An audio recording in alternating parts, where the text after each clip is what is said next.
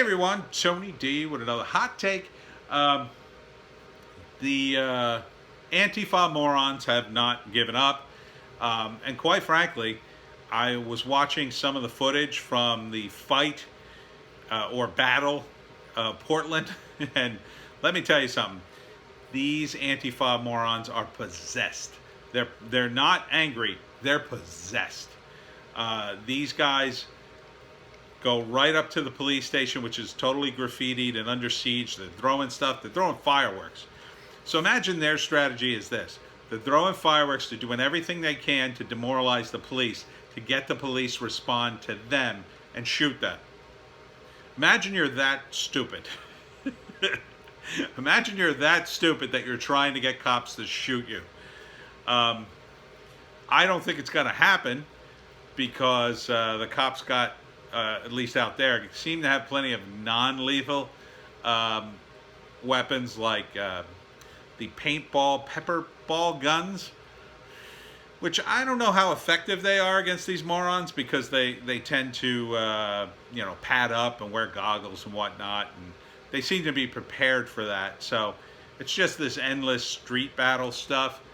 In a war of attrition, I'm pretty confident the cops and the National Guard are going to win. At one point, some of the Antifa members were actually trying to coax the cops and the National Guard in the Portland police station. Oh, there's still time to join our side. Like, that was the line. I don't think they want to go to jail, kid. I actually watched them take someone out of the crowd. I don't know what he had done. I'm sure he did something. Everybody was throwing bricks and throwing fireworks and whatnot. So they caught him, dragged him inside the police station, and covered everybody. Just keep doing that. I mean, it seems to me everybody's breaking the law out there. So take your pick.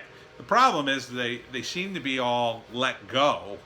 They're either making bail, which is fine. At least there's bail involved. But they also seem to be just getting cut loose. And I'm not sure why. I suspect there's so many sympathizers to the Antifa movement in the Democratic Party that those in the government still are trying to front for these morons. And these are the true reasons why everybody in Antifa is very, very stupid. Because the Democrats will throw them under the buses the moment the election is over. And if they win, if Biden wins, expect them to be even harsher than the Republicans. Expect them to go, okay, now we got to get rid of these idiots. And they'll just tear into them because they'll have to then distance themselves from Antifa to prove to everybody, see, we were never with them. Look how harsh we're treating them. That'll be the optics of it anyway. Trump, I think, has a plan, and so far the plan seems to be working okay, albeit very, very slowly. The plan seems to be let everybody tear themselves to pieces and then slowly start taking out the leaders of this organization. And again, Antifa is like, oh, we don't have any leaders. Well, you do, in case you don't know it. And once the capable people, let's call them the capable people, the people who give you instructions, once a lot of them are taken out, you're going to be left with maybe some of their lieutenants and some of their underlings who aren't quite as good at it, and it's going to start to descend into squabbles internally. In fact, my prediction is that Antifa and BLM will turn on each other eventually, because the Black Lives Matter movement had some credibility. Antifa never had any credibility, not really. They keep denying, everybody denies they exist, and then, oh, we don't have a leadership, and then, when they get caught doing something, then people are talking about them. So they're playing this game that everybody just goes, oh, right, okay, fine, whatever. So they never really had any credibility because they're all a bunch of liars. I mean, they lie about being attacked, and they love to play the victim. So, but BLM had legitimate grievances, and there was a movement somewhere in there that started in Ferguson that's been co-opted. And it's kind of been destroyed by the Democratic Party, and they're ruthlessly exploiting it. If BLM is going to have any kind of credibility when this is all over, they need to go after the Democrats, but they probably won't. But it would be easier to turn on Antifa. It would be much easier to turn on them. Now, it's not going to happen right away because a lot of the BLM leaders apparently are Marxist. So they have a lot in common with the Antifa members. But the thing is, most of the Antifa members aren't black. They're very, very white, and they're college kids.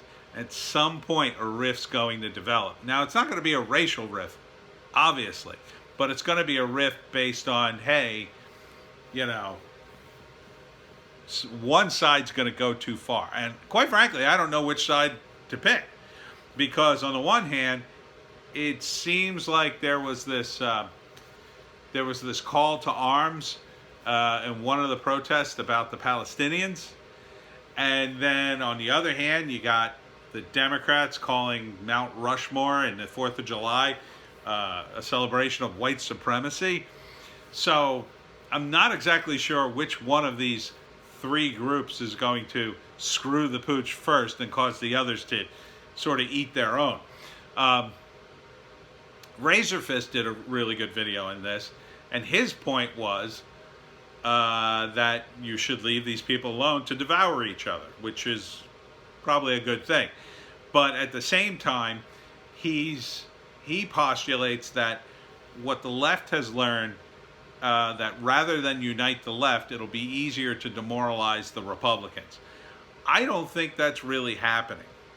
I think the anti-Trumpers and even the critics of Trump on the Republican side, they're not serious. They're not all that serious about their criticism.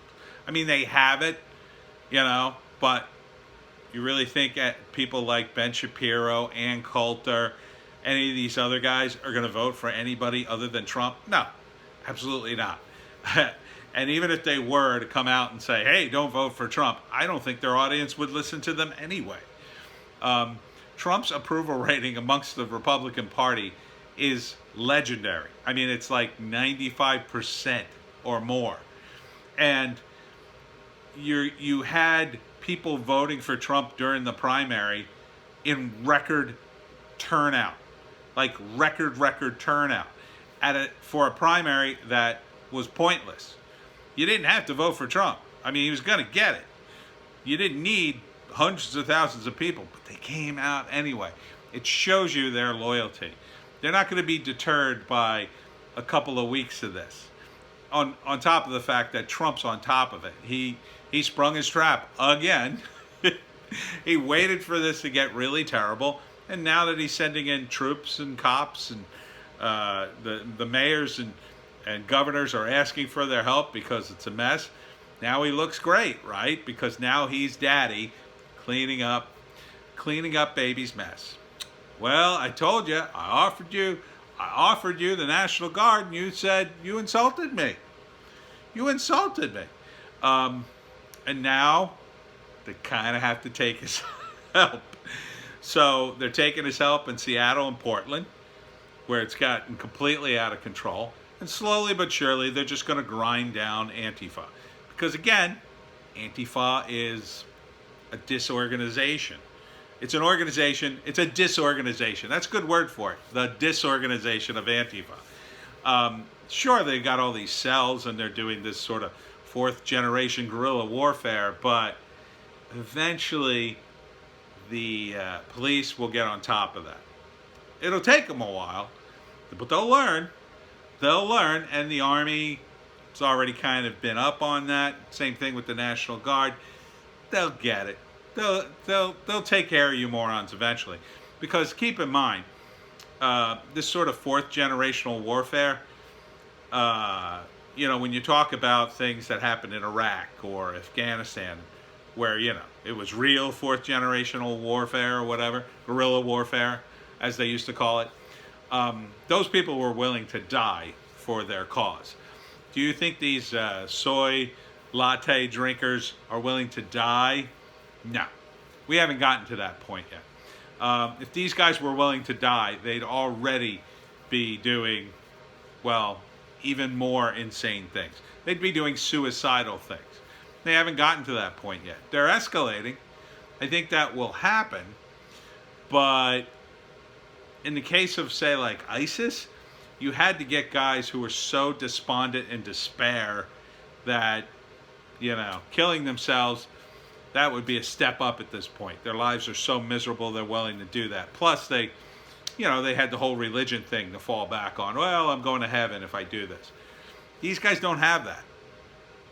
And in fact, they're just not very good.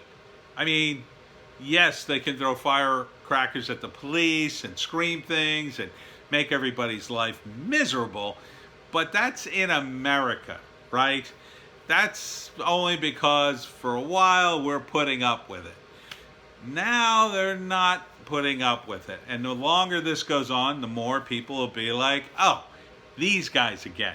Call the cops. Oh, these guys again. Get out the guns. Or get out the clubs. And, when the cops don't come, and the cops aren't coming, you better hope you have the numbers, Antifa. Because one of these days, you're going to pick the wrong building to attempt to scream at or whatever. Or next door is going to be a group of, I don't know, burly biker types, maybe bikers, maybe just a bunch of guys in a bar who are sick of this crap. And they'll look over and they'll see all this stuff and they'll go, there's not many of them. And the cops aren't coming. Let's shut this down. And they'll call a few of their friends and they'll come over and take care of business. And who's going to help you? You already made the cops go away. Yeah, you're in trouble when that happens, Antifa. You're in big, big trouble.